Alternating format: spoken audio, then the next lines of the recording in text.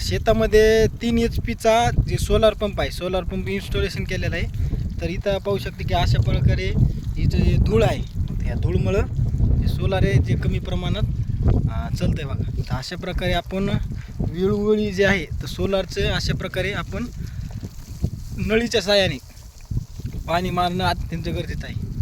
तुम्ही म्हणताना शाट हे बसतंय का, तर आपले जे वायर आहेत ते वायर एकदम चांगल्या प्रकारे पाहिजेत. कुठं कट झालेलं वायर नाही पाहिजे. कट झालेलं वायर असलं तर आपल्याला शाट देखील बसू शकतो. आपण अशी काळजी वेळोवेळी घेणं अत्यंत गरजेचं आहे.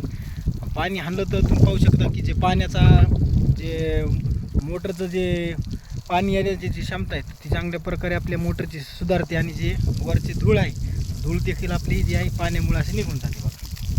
तर मोटर चालू आहे आणि कसल्याही प्रकारच्या शाट जे आहे ते शाट बसलेलं नाही. तर व्हिडिओ कसा वाटला नक्की कमेंटमध्ये कळवा. आणि चॅनलवर नवीन असाल तर चॅनलला सबस्क्राईब नक्की करा. धन्यवाद.